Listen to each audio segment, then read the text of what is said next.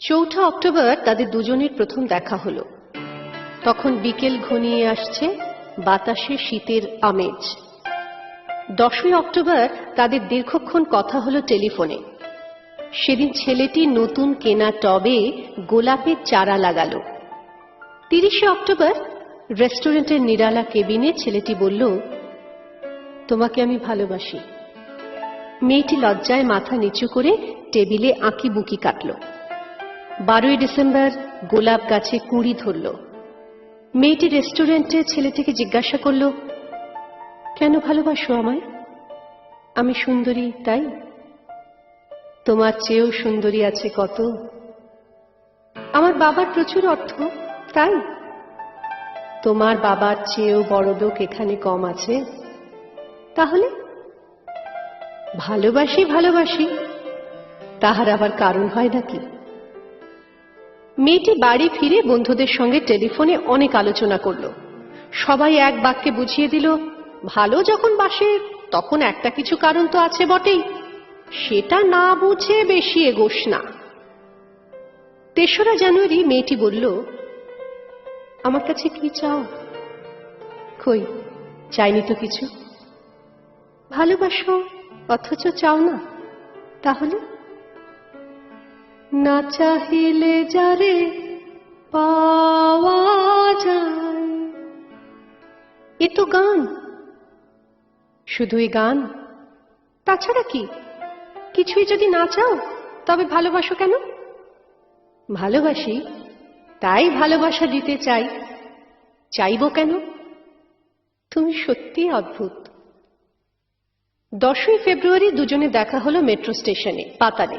ছেলেটি বলল, আমি কাল সারা রাত বাঁশি বাজিয়েছি। সারা রাত সেই সুরের মায়াবী আলোয় তুমি নাচছিলে। অসামান্য, অনন্য সে নাচ। কাল সারা রাত আমি ঘুমিয়েছি। আমি কিন্তু তোমার নাচই দেখে গেছি সারা রাত। তোমার বাঁশি একদিন শুনতে হবে। 12 মার্চ ছেলেটি বাঁশি বাজালো। মেয়েটি শুনল। সময় থমকে থেমে রইল অনেকক্ষণ। বাঁশি যখন থামল, মেয়েটির দুচোখ ভরা জলে। বলল, বাঁশি শুনতে শুনতে আমার ঘুম এলো আবেশে। আমি দেখলাম আমি নাচছি মেঘের মাঝখানে, তারাদের পাশে। আমি নাচছি, আকাশে ফুলের গন্ধ। ডাক্তার আমায় বাঁশি বাজাতে নিষেধ করেছেন। সে কি, কেন? বাঁশি আমায় টেনে নিয়ে যায় স্বপ্নের মধ্যে। ডাক্তার বলেছে, স্বপ্ন দেখে দেখে আমার মস্তিষ্কের শিরা উপশিরায় জট পাকিয়ে যাচ্ছে। তাহলে ভাবছি। 16 এপ্রিল মেয়েটি বলল, আমার বন্ধুরা বলে যে তুমি খুব ভালো, অসাধারণ, কিন্তু তুমি সৃষ্টি ছাড়া, তোমার স্বপ্ন সব অর্থহীন। আমি জানি। স্বপ্ন টপ্ন ছেড়ে দিতে পারো না তুমি? না। তাহলে তুমি তো আমাকে হারাবে। তোমায় পাইনি তো কখনো।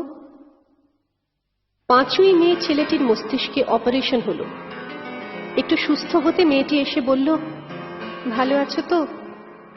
এখন আর স্বপ্ন দেখছো না তো? দেখছি, আরো সুন্দর সব স্বপ্ন। তাহলে তো দেখছি অপারেশনটা আদৌ সফল হয়নি।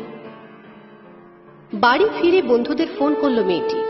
বন্ধুরা এক বাক্যে বলল, বাঁশি বাজানো, স্বপ্ন দেখা সবই ব্যাকডেটেড, সৃষ্টি ছাড়া। তুই আর লোক পেলি না? তুই এত রূপসী, তোর এত উজ্জ্বল প্রসপেক্ট। ভালো যদি চাস তাহলে শিগগির বিয়ে করে ফেল তোর দাদার সেই বন্ধুকে। উনি তো শুনলাম কানাডাতে সেটেল করবেন। 7 জুলাই মেয়েটি আবার জিজ্ঞাসা করল, তুমি সত্যি কি চাও বলো তো? তুমি আরো সার্থক, আরো সুন্দর হয়ে ওঠো, ব্যাস, আর কিছু না? আর চাই স্বপ্ন দেখতে। ও, স্বপ্ন তাহলে তুমি ছাড়তে পারবে না? না। তাহলে থাকো তুমি তোমার স্বপ্ন নিয়ে। 12 আগস্ট গোলাপ গাছে ফুল ফুটল অনেক। সেদিন দুপুরে ছেলেটির মস্তিষ্কে আবার অপারেশন হলো। 13 সেপ্টেম্বর ছেলেটি মারা গেল। 14ই সেপ্টেম্বর মেয়েটির শুভ বিবাহ সুসম্পন্ন হল কানাডাগামী পাত্রের সঙ্গে। 20শে সেপ্টেম্বর গোলাপ গাছটি হঠাৎ ঝড়ে উপড়ে গেল। সেদিন সন্ধ্যের বিমানে মেয়েটি হানিমুনে গেল। যাবার আগে বন্ধুদের বলে গেল, স্বপ্নের চেয়ে বাস্তব অনেক ভালো রে, অনেক মধুর। স্বপ্ন দেখে কেবল বোকারা। 4 অক্টোবর ছেলেটির মা ঝরে পড়া গোলাপ গাছটিকে সযত্নে তুলে ফেলে দিলেন।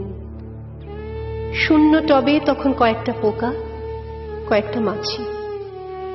আমি ঠিক জানি না ওগুলো পোকা মাছি নাকি ছেলেটির স্বপ্ন। আমি ঠিক জানি না, ঠিক জানি না।